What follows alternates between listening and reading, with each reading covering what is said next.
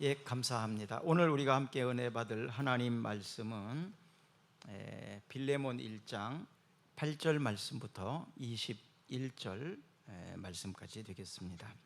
이러므로 내가 그리스도 안에서 아주 담대하게 내게 마땅한 일로 명할 수 있으나 도리어 사랑으로서 강구하노라. 나이가 많은 나 바울은 지금 또 예수 그리스도를 위하여 갇힌 자 되어 갇힌 중에서 낳은 아들 오네시모를 위하여 내게 간구하노라.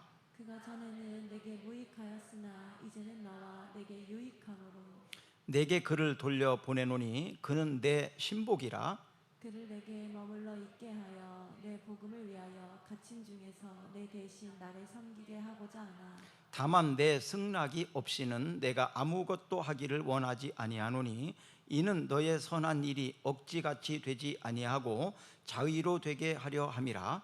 아마 그가 잠시 떠나게 된 것은 너로 하여금 그를 영원히 두게 함이리니 이후로는 종과 같이 대하지 아니하고 종 이상으로 곧 사랑받는 형제로 둘 자라. 내게 특별히 그러하거든 하물며 육신과 주 안에서 상관된 내게랴.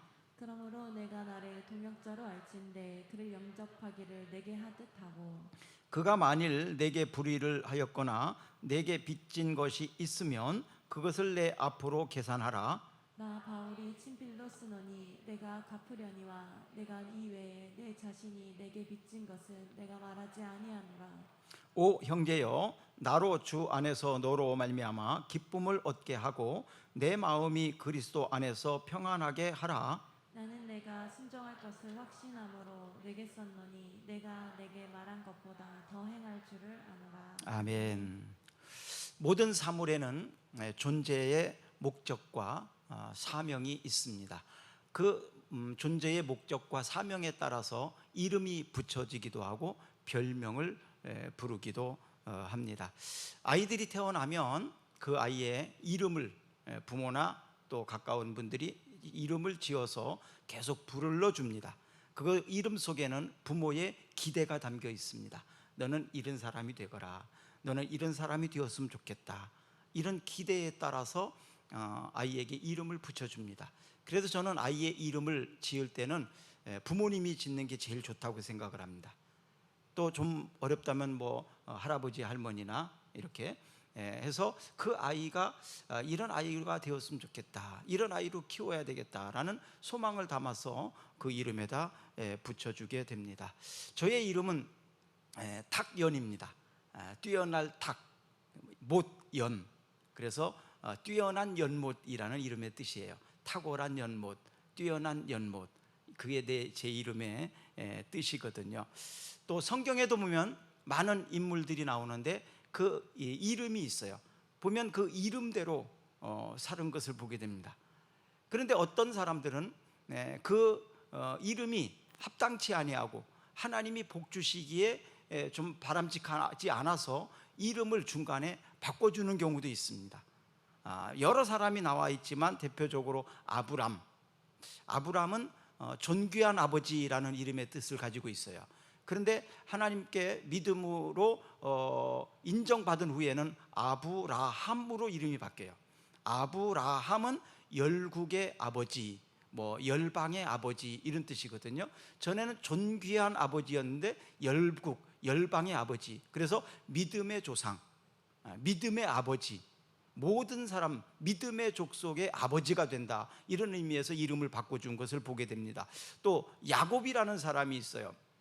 이삭의 아들이죠. 야곱의 형은 에서입니다. 원래 에서가 장자권을 가지고 축복권을 가지고 있었어요, 장자로서. 그런데 야곱이 이제 축복권을 이어받게 되죠. 근데 그 야곱의 이름은 뭐냐 하면 속이는 자, 형의 발 뒤꿈치를 붙잡는 자, 약탈자, 좀 이런 이름을 가지고 있어요. 왜냐하면 에서와 태어날 때에 쌍둥이로 태어났거든요. 근데 보통 쌍둥이로 태어나면 하나가 먼저 태어나고 조금 후에 나오잖아요.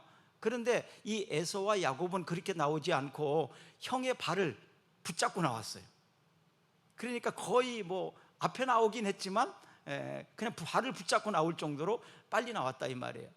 결국 형을 제끼고 축복권을 받게 된다는 얘기죠. 그래서 야곱의 이름은 속이는 자, 또 약탈자 뭐 이런 뜻이 있고, 또 자기의 성공, 목적을 위해서는 수단과 방법을 가리지 않는 그런 인생을 사는 사람이 야곱이거든요. 그래서 그런 삶을 가지고는 하나님께서 주시는 복을 받기는 좀 부족하다. 그래서 야복강가에서 하나님 앞에 울부짖으면서 기도하게 될 때에 그의 이름을 바꾸어 주게 되죠. 네 이름이 뭐냐? 야곱입니다. 그래, 이제는 이스라엘이라고 해라. 이스라엘은 하나님과 싸워서 이겼다, 이런 뜻이에요. 뭐 하나님하고 뭐 힘대결해서 이겼다는 의미가 아니고, 하나님 앞에 기도로서 끈질기게, 하나님 나를 축복하지 않으면, 하나님이 나를 지켜주지 아니하시고 하나님이 내게 복을 주시지 않으면 하나님을 드리지 않겠습니다 하고 막 끈질기게 하나님 앞에 기도해서 기도의 승리자, 그런 의미에서 이스라엘은 하나님과 싸워서 이겼다, 내가 그래 졌다, 내가 너 이제 복을 주겠다, 그런 의미거든요. 그래서 이스라엘이라는 이름으로 바꾸어 주게 됩니다. 또 다윗이라는 사람이 있죠. 다윗은 원래 사랑받는 자라는 뜻을 가지고 있어요. 사랑받는 자, 이름이 참 좋잖아요. 이세의 아들들 중에 있는데 이 다윗은 사랑받는 아들. 그래서 부모님께도 물론 사랑받았지만 특히 하나님께 사랑을 많이 받은 사람이 야곱이에요. 왜 그러면 하나님 앞에 그가 사랑을 많이 받았을까? 늘 마음속에, 마음의 중심에 하나님을 두었기 때문에 그래요. 늘 하나님의 뜻이 무엇인지, 하나님이 이건 기뻐하시는 일인지 아니면 하나님이 슬퍼하시는 일인지, 이런 것을 마음속에 늘 마음 중심에 하나님을 두고 살았어요. 그리고 항상 하나님을 생각했습니다. 그래서 하나님도 이 다윗을 많이 생각하시게 되죠. 오죽하면 내 마음에 합한 자, 내 마음에 드는 자, 이런 칭호를 받았어요. 하나님의 마음에 든다면 얼마나 대단하겠습니까? 그렇죠? 하나님의 마음에 드는 사람, 부모님께 마음에 들기도 어렵잖아요. 그렇죠? 부모님 마음에 든다는 게 참 어렵습니다. 근데 하물며 하나님이 그 엄청난 기준이 있으실 텐데 그 하나님의 마음에 들게 살았던 사람이 다윗이었다. 그래서 하나님께 특별한 사랑을 받았던 사람이 다윗이었습니다. 요셉과 마리아, 마태복음 1장에 보면 예수님이 출생하실 때의 기록이 나타납니다. 한번 읽어볼까요? 마태복음 1장 20절과 21절입니다. 이 일을 생각할 때 주의 사자가 현몽하여 이르되 다윗의 자손 요셉아, 내 아내 마리아 데려오기를 무서워하지 말라. 그에게 잉태된 자는 성령으로 된 것이라. 아들을 낳으리니 이름을 예수라 하라. 이는 그가 자기 백성을 그들의 죄에서 구원할 자이심이라 하니라. 아멘. 요셉과 마리아가 이제 결혼을 합니다.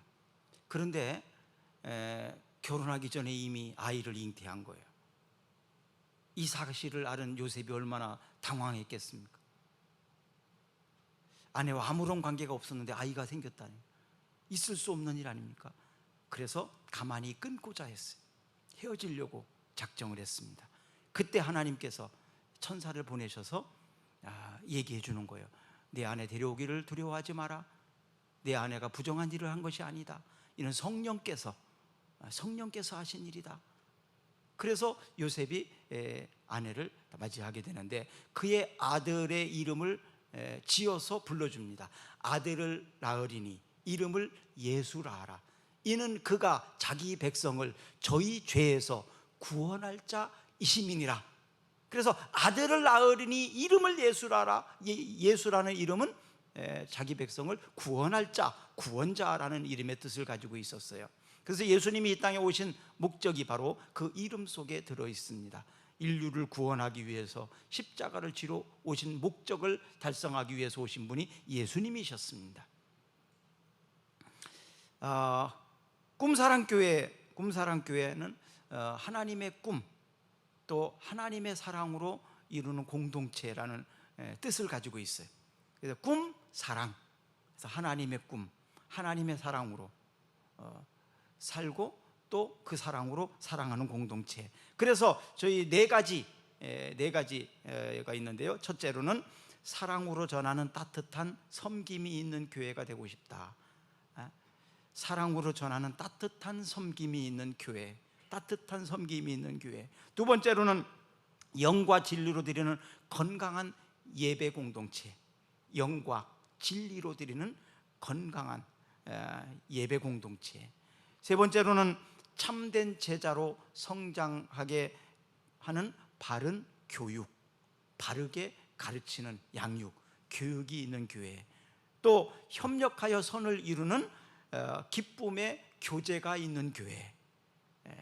그 만남과 교제가 행복하고 즐겁고 서로 위로가 되고 격려가 되는 그런 공동체를 저는 추구하는 교회로 꿈사랑교회를 주님의 명령에 따라서 순종함으로 설립하게 된 것입니다.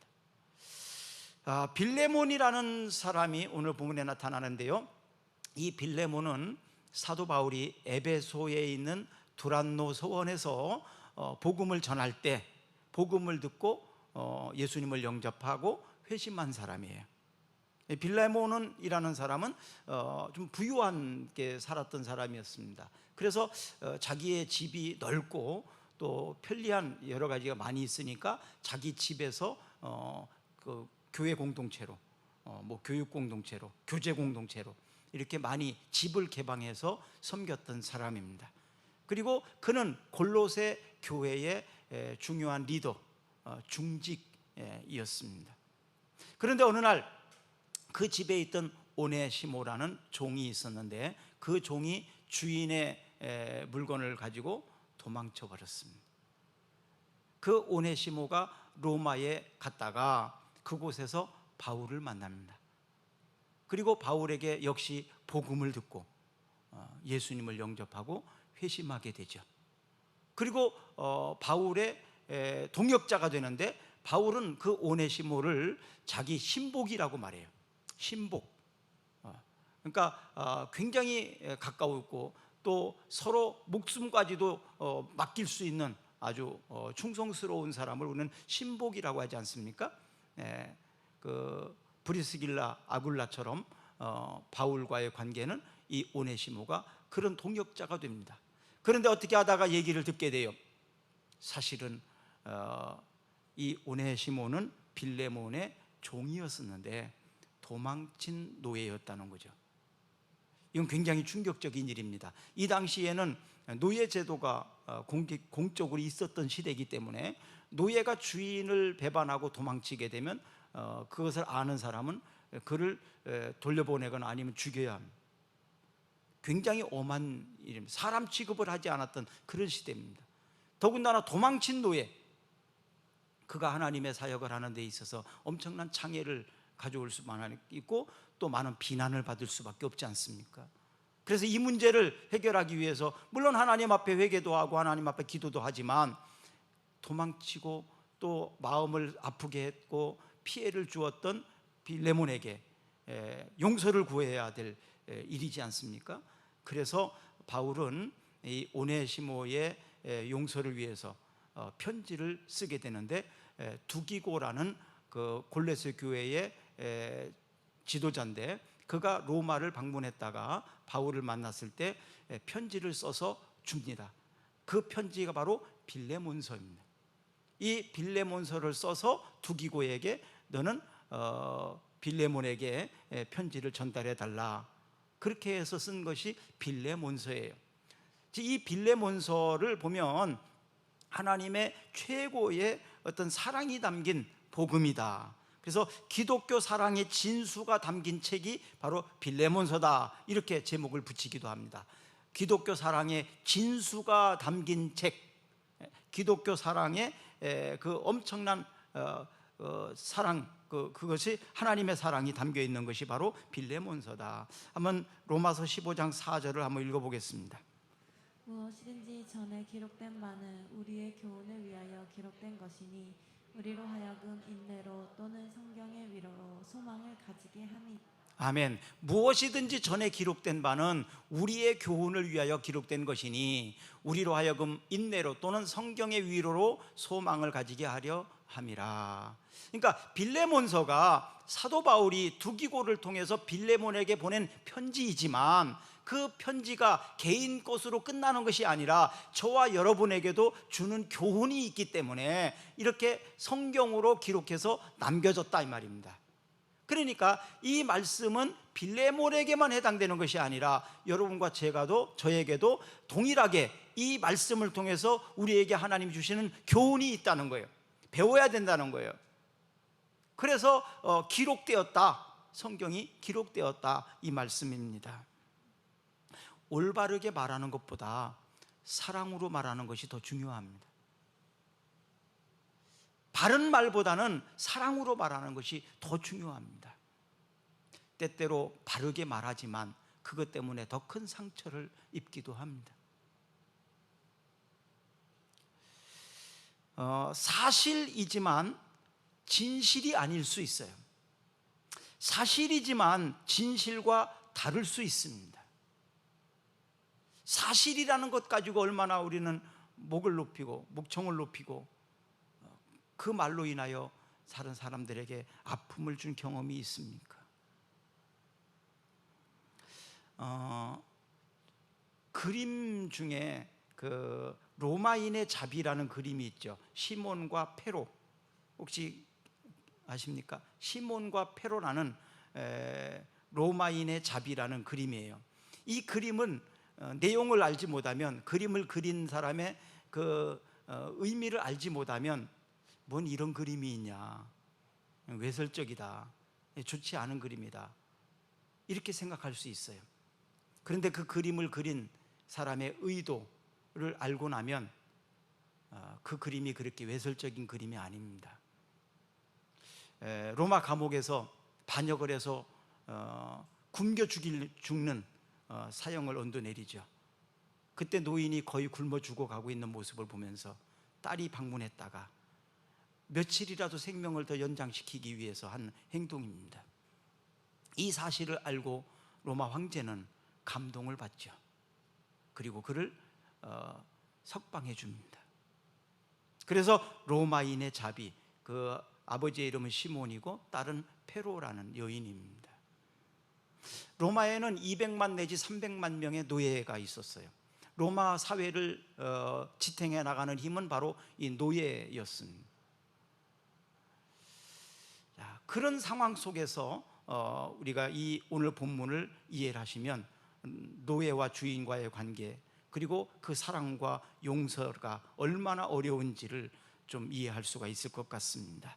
마태복음 6장 14절부터 15절까지 읽어보겠습니다. 너희가 사람의 잘못을 용서하면 너희 하늘 아버지께서도 너희 잘못을 용서하시려니와 너희가 사람의 잘못을 용서하지 아니하면 너희 아버지께서도 너희 잘못을 용서하지 아니하시리라. 너희가 사람의 잘못을 용서하면 너희 하늘 아버지께서 너희 잘못을 용서하려니와 너희가 사람의 잘못을 용서하지 아니하면 너희 아버지께서도 너희 잘못을 용서하지 아니하시리라. 아직 용서하지 못한 사람이 있습니까? 이 말씀을 의지하고 이 말씀을 교훈으로 삼아서 용서하시기를 바랍니다. 절대로 그것만큼은 너만큼은 이런 말을 쓸 때가 있죠. 때때로 주일은 우리들에게 큰 축복을 가져다 주기도 합니다. 사실 부부싸움을 하거나 어떤 갈등 가운데 있다가 교회 올 때 또 예배 드리러 오려고 그러면 그 마음 가지고 예배 드리기가 좀 어렵지 않습니까? 그래서 때로는 고집도 부려보고 싶고 좀 한번 더 나하고 하면 말도 안 해보고 싶고 막 이런 마음을 갖다가 그래도 예배 드리러 가는데 그렇게 있을 수는 없잖아요. 그래서 억지로 화해를 합니다. 그렇죠? 억지로라도 화해를 합니다. 그러다 보면 자연스럽게 서로 화해가 되기도 합니다. 그래서 예배를 정기적으로 이렇게 하는 것이 참 좋다. 또 말씀을 읽다가 묵상하다가 또 기도하다가 그런 생각 같잖아요. 이 마음을 가지고는 말씀 묵상할 수도 없고 기도가 막히기도 하고, 그러니까 먼저 화해를 하고 용서를 구하고 그리고 좋은 관계를 다시 회복하고 그러면서 말씀을 읽고 다시 기도를 하고 그러잖아요. 그래서 어떤 때는 이 말씀 읽는 것과 기도하는 것들이 우리에게는 참 엄청 중요하다. 말씀 자체가 중요하고 기도도 중요하지만 우리의 삶에 가져다주는, 그래서 화해, 그 갈등이 길어지지 않아요. 짧아요. 그래서 짧아요. 성경은 하루의 일은 하루에 끝내라고 말합니다. 해가 지기 전까지 화해하라고, 서로 화합하라고, 그것이 다음 날로 미뤄지지 말라고 그렇게 말합니다. 혹시 여러분 아직 용서하지 못한 분이 있다면 오늘 이 시간 주님의 음성으로 알고 용서하시고 화합하시기를 축복합니다. 과거에 받았던 상처가 클 줄도 압니다. 너무 충격적이 있을 수도 있습니다. 이해할 수 없는 일일 수도 있습니다. 정말 그것은 받아줄 수 없는 일일 수도 있습니다. 그러나 바울이 이 오네시모의 말을 들었을 때 어떤 생각이 들었을까요? 도망친 노예였다는 말을 들었을 때 바울이 아마 그 자리에서 징계할 수도 있을 정도로 바울은 원래 그런 사람이었어요. 정의와 옳고 그름 이런 거에 대해서 굉장히 중요시 여기는 사람, 법대로 정의대로 공평하게 이것을 굉장히 강조했던 사람이 바울이었거든요. 그런데 그가 예수님을 만나고 나서 그것이 얼마나 자기가 편견이었고 내가 뭔데 누구를 용서하고 말 게 있는가, 나는 죄인 중에 괴수라고, 자기는 죄인 중에서 괴수, 최고의 죄인이라고 그렇게 하나님 앞에서 고백하잖아요. 그런데 내가 누구를 용납하지 못할 사람이 있습니까? 내가 누구를 용서하지 못할 사람이 있습니까? 사실 바울은 잘 모르고 했던 일이지만 예수 믿는 사람들을 잡아서 죽인 일에 앞장섰던 사람입니다. 고발하는 일에 앞장섰던 사람입니다. 근데 그가 다메섹 도상에서 하나님의 음성을 듣고 나서 그게 얼마나 잘못됐는 일인지 내가 잘 몰라서 사람을 죽이는 일에 앞장섰던 일인 사람이 아니었습니까? 그리고 나서 그가 회개하고 나서 나는 죄인 중에 괴수, 그러니 자기를 그렇게 용서해 주신 하나님, 그 하나님 앞에 누구를 자기가 용서하지 못할 사람이 있겠습니까? 이런 마음을 갖게 된 거지요. 에베소서 4장 32절을 한번 읽어볼까요? 서로 친절하게 하며 불쌍히 여기며 서로 용서하기를 하나님이 그리스도 안에서 너희를 용서하심과 같이 하라. 서로 친절하게 하며 또 서로 용서하기를 하나님이 그리스도 안에서 너희를 용서하심과 같이 하라. 우리의 행위로는 도저히 용서할 수 없는 일이지만 이미 그 죄가를 대신해서 십자가를 지심으로 엄청난 대가를 지불하신 예수님의 거룩하신 피, 그걸 봐서라도 용서해 줄 수밖에 없다는 얘기입니다. 용서하기가 어렵습니까? 받아주기가 어렵습니까? 그러면 예수님이 부탁합니다. 나를 봐서라도 용서해 주거라. 내가 너를 용서한 것처럼 너는 나를 봐서라도 용서하면 안 되겠니? 주님의 음성으로 들려지기를 주의 이름으로 축원합니다. 우리 옆 사람한테 한번 말해 줄까요? 예수님께서 말씀하시는데 예수님처럼 얘기해 주는 거예요. 나를 봐서라도 용서해 주라. 나를 봐서라도 용서해 줘라. 예수님이 말씀하시는 걸 대신 말하는 거예요. 주님이 우리에게 그렇게 말씀하십니다. 나를 봐서라도 용서해 주면 안 되겠니? 그러면 예수님을 봐서라도 용서해 못할 사람이 세상에 어디에 있겠습니까? 주님을 봐서라도 용서해 주시기를 바랍니다. 모든 법의 대표는 율법이라고 말할 수 있어요. 율법은 모든 법들의 근간입니다. 그래서 그 율법의 핵심이 그럼 뭐냐? 율법을 보면 엄한 일들이 많이 있지만 그 율법의 중요한 핵심이 뭐냐? 사랑이에요. 하나님 사랑, 이웃 사랑이에요. 그래서 새 계명을 너희에게 주노니 서로 사랑하라. 내가 너희를 사랑한 것 같이 너희도 서로 사랑하라. 이것이 율법이에요. 이것이 선지자고 이것이 강령이에요. 주님께서는 율법을 사랑으로 말하고 있어요. 그래서 기독교의 핵심은 뭐냐? 사랑이라고 말합니다. 마태복음 22장 36절부터 40절까지 읽어보겠습니다. 선생님, 율법 중에서 어느 계명이 크니까? 예수께서 이르시되 내 마음을 다하고 목숨을 다하고 뜻을 다하여 주 너희 하나님을 사랑하라 하셨으니 이것이 크고 첫째 되는 계명이요 줄 때도 그와 같으니 내 이웃을 내 자신과 같이 사랑하라 하셨으니 이 두 계명이 온 율법과 선지자의 강령이니라. 아멘. 맞죠? 또 한번 읽어봅시다. 고린도전서 13장 13절입니다. 그런즉 믿음, 소망, 사랑 이 세 가지는 항상 있을 것인데 그 중에 제일은 사랑이라. 아멘. 교회에서 중요하게 여기는 핵심 단어입니다. 믿음, 소망, 사랑 이 세 가지는 항상 있을 것인데 그 중에 제일은 사랑이라. 고린도서 13장에는 각가지 은사들이 쭉 나옵니다. 병 고치는 은사, 방언의 은사, 신유의 은사, 예언의 은사, 많은 은사들이 나와요. 근데 이 모든 은사들이 사랑이 없다면 울리는 꽹과리와 같다. 사랑으로 하지 않는다면 그 어떤 것도 의미가 없다는 거예요. 어떤 일이든지 사랑으로 해야 된다. 사랑의 실천은 모든 사람, 모든 환경, 모든 조건, 이 모든 것들을 초월합니다. 이 환경에서는 너만큼은 있을 수 없다. 모든 환경과 모든 사람과 모든 조건을 초월해서 해야 될 것이 바로 사랑입니다. 갈라디아서 3장 28절을 보겠습니다.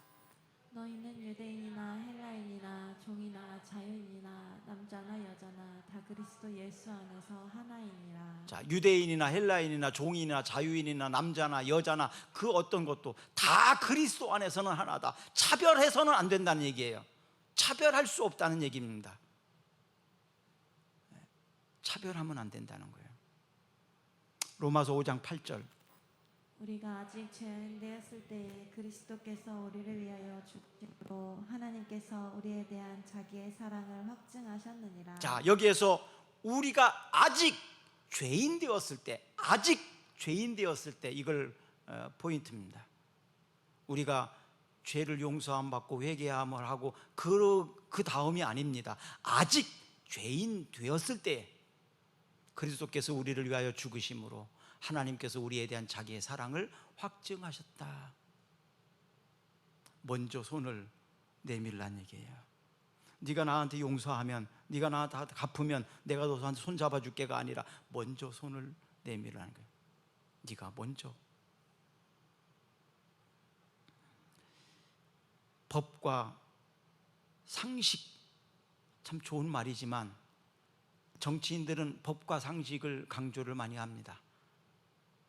법과 상식, 그러나 사랑 안에서는요, 법과 상식이 통하지 않아요. 상식적이지 않다고 말하는 게 좋겠어요. 사랑 안에서는 법과 상식적이지 않아요. 부모가 자식에 대한 사랑, 상식입니까? 법대로 합니까?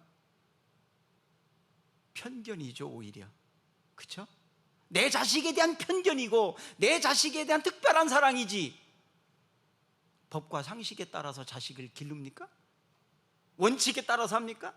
아니잖아요. 부모가 자식을 향한 사랑은 상식적이지 않아요. 논리적이고 이치적이지 않아요. 오히려 그걸 초월합니다. 희생적인 사랑이지요. 이것이 주님의 사랑입니다. 이것을 교회에서 배워야 됩니다. 이 사랑을 우리는 받고 태어났고 자랐습니다. 그리고 이 사랑으로 우리는 살고 있습니다. 법과 원칙에 따라서 제도 개혁으로 처벌을 해서 사회가 좋아질 것 같습니까?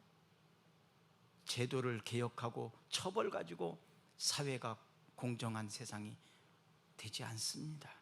인간의 개혁이 일어나야 합니다. 사람의 변화가 일어나야 됩니다. 그렇지 않고는 제도 개혁과 처벌로는 사회가 공정하게 될 수가 없습니다. 그래서 우리가 아직 죄인 되었을 때에 그리스도께서 우리를 위하여 죽으심으로 하나님의 사랑을 확증하셨다고, 바로 이 사랑으로 너희가 살라고 말씀하시는 것입니다. 요한복음 13장 34절 읽어볼까요? 새 계명을 너희에게 주노니 서로 사랑하라. 내가 너희를 사랑한 것 같이 너희도 서로 사랑하라. 자, 새로운 계명을 너희에게 준다. 서로 사랑하라. 내가 너희를 사랑한 것 같이 너희도 서로 사랑하라. 이것이 주님이 새 계명을 주신 것입니다. 구약은 과거의 역사, 옛날 약속, 신약은 새로운 약속, 바로 이 말씀이죠. 율법과 바로 주님이 주신 언약은 그런 차이, 새 언약입니다. 요한일서 3장 18절을 읽어보겠습니다. 자녀들아, 우리가 말과 혀로만 사랑하지 말고 행함과 진실함으로 하자. 자녀들아, 우리가 말과 혀로만 사랑하지 말고 행함과 진실함으로 하자. 사랑한다는 말이 많죠. 사랑에 우리는 홍수시대에 살고 있습니다. 너도 나도 서로 사랑합니다. 사랑하는 국민 여러분, 사랑하는 성도 여러분, 사랑이란 말을 참 많이 써요. 말과 혀로만 사랑하지 말고 행함과 진실함으로 하자. 그럼 이 사랑은 어떤 사랑입니까? 주님이 우리에게 말씀하시는 이 사랑은 어떤 사랑입니까? 이 사랑은요, 아까 말씀드린 대로 상식과 법을 초월한 사랑입니다. 편견적인 사랑. 이 사랑은요, 진짜 사랑한다면 질투하고 시기하지 않아요. 그런데 우리가 사랑하는 이 사랑은 질투와 시기가 얼마나 많습니까?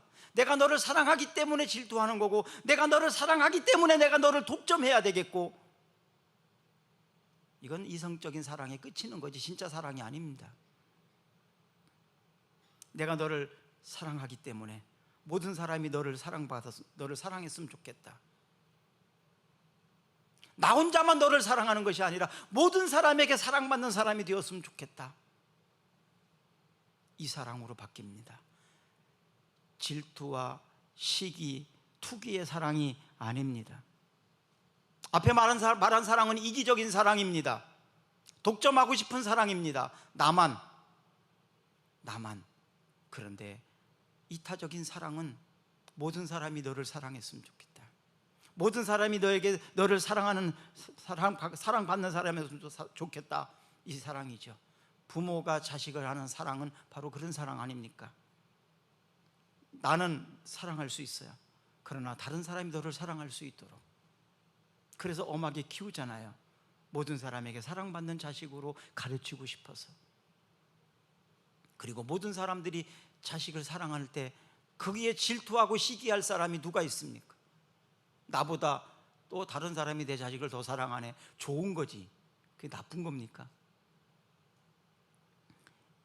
순수한 사랑을 다시 찾아보십시오. 나는 이기적인 사랑을 하고 있지 않은지, 나 혼자만 독점하려고 하는 질투와 시기적인 세상적인 사랑에 빠져 있지는 않은지. 요한 1서 3장 18절 다시 읽어봅니다. 자녀들아, 우리가 말과 혀로만 사랑하지 말고 행함과 진실함으로 하자. 말과 혀로만이 아니라 행함과 진실함으로 서로 사랑하자. 맛있는 음식은 이기적인 사람은 나 혼자 먹고 싶죠. 숨겨놨다 먹습니다. 그런데 사랑하는 사람이 있으면 어떻습니까? 있어도 안 먹습니다. 같이 먹고 싶습니다. 사랑하는 사람과. 자기 자신을 사랑하는 사람은 나 혼자 먹어요. 숨겨놓고. 그런데 사랑하는 사람이 있으면 먹을 수 있지만 안 먹어요. 사랑하는 사람과 같이 먹어요. 그렇죠? 이게 사랑입니다. 그리고 같이 나누어 먹을 때 더 행복합니다. 이기적인 사람은 나 혼자 먹는 것이 행복하지요. 더 많이 먹을 수 있으니까. 그러나 사랑하는 사람은 나누어 먹는 것이 더 행복합니다. 조금 덜 먹더라도. 왜? 사랑하기 때문에 그렇습니다. 그래서 나누는 걸 좋아합니다. 오네시모의 이름은 유익하다라는 뜻이 있어요. 유익하다. 이 유익하면은 오네시모가 복음을 듣고 회심하기 전에는 자기 자신의 유익을 위해서 살았어요. 나를 위해서 살았단 말이에요. 이기적인 삶을 살았어요. 그래서 법을 어기고 노예로 주인의 재산을 훔쳐서 도망칠 수도 있었던 거예요. 노예로 살기는 숨 막힐 것 같으니까, 내 것은 아무것도 없으니까, 대대로 노예로 살아야 되니까. 그래서 어떤 것이 유익하냐, 주인의 것을 훔쳐서 도망가는 것이 내겐 유익하다라고 생각을 했을 거예요. 그런데 그가 복음을 듣고 회심한 후에는 달라졌습니다. 바울의 신복이 되었어요. 빌레몬의 신복이 되어 있었어야 되는 사람인데 바울의 신복이 되었어요. 원래 그게 싫어서 도망친 사람, 노예처럼 사는 거 싫어서 도망쳤던 사람인데 이제는 스스로가 바울의 신복이 되었어요. 오히려 사랑 때문입니다. 어떤 사람과 같이 일하기 위해서는요, 내 생각과 내 고집과 내 주장을 때때로 버려야 합니다. 내려놓아야 합니다. 동역한다는 데는 이게 참 어려운 일이에요. 사업도 그렇잖아요, 동업하기를. 그런데 이 바울의 신복이 되고 동역자가 되었다는 것은 오네시모가 얼마만큼 자기 자신을 내려놓았는지를 이해할 수 있어요. 짐작할 수 있습니다. 나름대로 오네시모의 주장도 있고 가치관도 있고 철학도 있을 거예요. 삶의 기준도 있었을 거예요. 좋아하고 싫어하는 것도 있었을 거예요. 그런데 복음의 동역자인 바울을 위해서 자기는 모든 것을 내려놓고 전적으로 함께 했다는 거예요. 그래서 신복이라는 말을 쓸 수 있는 거예요. 여러분, 바울이 그러면 양보를 많이 했을까요? 바울의 어떤 인간적인 성향을 보면 바울은 양보하는 사람 아닙니다. 바울은 주장이 굉장히 강한 사람이에요. 목숨을 걸고 막 자기가 옳다고 그러면 끝까지 밀어붙이는 사람이 바울이에요. 그런 사람과 함께 일한다는 거 참 어렵습니다. 서로 양보하고 타협하고 대화하면서 뭐 절충하고 서로 뭐 이렇게 의견을 교환하고 소통하고 그러면서 같이 일할 수 있으면 좋죠. 요즘에 뭐 그걸 중요시 여기는 시대 아니에요? 서로 소통하고 의견을 교환하고 대화하고 거기에서 합의점을 구하고 그래서 서로 합의한 가운데에서 협력하고. 그렇게 바울이 그런 사람이냐고요? 바울은 그런 사람 아니라니까요. 바울은 그걸 굉장히 잘 못하는 사람이에요. 성향이. 바울은 고집도 세고요, 자기가 한번 주장하면 막 밀어붙이고요, 명령조로 말하고요, 막 지시하고요. 바울은 그런 사람이라니까요. 그랬기 때문에 그는 그렇게 성공에 나름대로 했을는지도 몰라요. 그런 고집, 그런 게 없었다면 그렇게 공부할 수도 없고요. 그런데 그 바울과 함께 일했던 사람이 그러니까 참 어떻게 보면 인간적으로 훌륭한 사람들입니다. 그 바울을 맞춰야 되니까. 그런데 바울이 전에는 자기 자신을 위해서 그렇게 했지만 이제는 하나님의 일을 위해서 그렇게 했기 때문에 같이 맞춰진 거예요. 여러분, 바울이 오네시모를 신복이라고 불렀습니다. 바울은 예수님의 신복이었습니다. 때때로 교회 지도자들이 고집을 부리고 나름대로 주장하려면 예수님의 신복이 먼저 되셔야 합니다. 그래야만 성도들이 그 말을 듣고 따라올 것입니다. 그것이 인정될 때, 그것이 증명될 때, 그래서 교회 지도자들은 주님의 신복이 되어야 합니다. 주님의 충성스러움을 먼저 보여야 합니다. 그럴 때 모든 사람들이 믿고 따르게 되겠죠. 우리 사회에서도 정치인들도 전 동일하다고 봅니다. 정말 자신의 욕심을 위한 것이 아니고 국민을 위하고 나라를 위한 것이라고 인정된다면 믿고 따라가겠지요. 자, 오네시모가 전에는 자기 유익을 위해서 살았던 이기적인 사람이었어요. 그런데 복음을 듣고 예수님 회심하고 난 다음에는 이제는 하나님의 일을 위해서 유익한 사람, 이제는 모든 사람들을 위해서 유익한 사람이 되었어요. 복음을 듣고 이렇게 변한 겁니다. 사도행전 1장 8절에 보면 오직 성령이 너희에게 임하시면 너희가 권능을 받고 예루살렘과 온 유대와 사마리아와 땅끝까지 이르러 내 증인이 되리라고 하셨어요. 이제는 나를 넘어서 사마리아와 온 유대와 땅끝까지 전 세계를 위해서, 모든 사람을 위해서 유익하게 할 수 있는 사람이 되었으면 좋겠다. 그러기 위해서 중요한 부분이 있는데 고린도후서 5장 17절입니다. 읽어보겠습니다. 그런즉 누구든지 그리스도 안에 있으면 새로운 피조물이라. 이전 것은 지나갔으니 보라 새 것이 되었도다. 아멘. 그리스도 안에 있으면 새로운 피조물이라.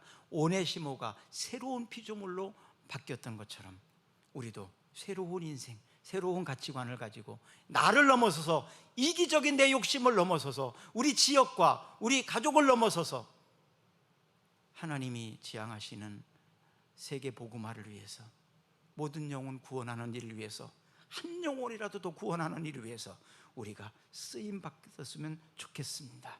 그러기 위해서 용납하고 받아주고 용서하는 것입니다. 우리 로마서 12장 2절을 한번 읽어보겠습니다. 너희는 이 세대를 본받지 말고 오직 마음을 새롭게 함으로 변화를 받아 하나님의 선하시고 기뻐하시고 온전하신 뜻이 무엇인지 분별하도록 하라. 또 10절부터 13절까지입니다. 형제를 사랑하여 서로 우애하고 존경하기를 서로 먼저 하며 부지런하며 게으르지 말고 열심을 품고 주를 섬기라. 소망 중에 즐거워하며 환난 중에 참으며 기도에 항상 힘쓰며 성도들의 쓸 것을 공급하며 손 대접하기를 힘쓰라. 아멘. 우리 기도하겠습니다. 오늘 주신 말씀처럼 오네시모가 자기 유익을 위해서 살았지만 이제는 복음을 위해서, 하나님의 나라를 위해서, 하나님의 영광을 위해서 쓰임 받았던 것처럼, 사도 바울도 또 그런 경험이 있었던 것처럼 전에는 무익한 사람이었지만 이제는 유익한 사람, 있으나 마나 한 사람이 아니라, 없어야 될 사람이 아니라 꼭 있어야 되는 사람, 유익한 사람, 그런 삶을 살게 해 주시옵소서. 이름에 따라 살게 해 주옵소서. 제도 개혁이 아니라 인간 개혁이 나로부터 일어나게 하옵소서. 예수님 이름으로 기도드리옵나이다. 아멘. 우리 다 같이 일어나셔서 찬양하겠습니다.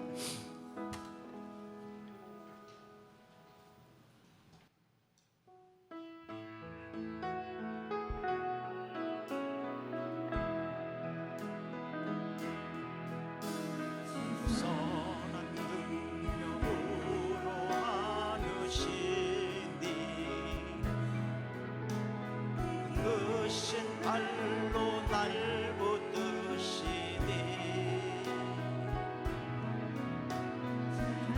손에 흔들리지 않고 사랑하는 주 얼굴 보아리.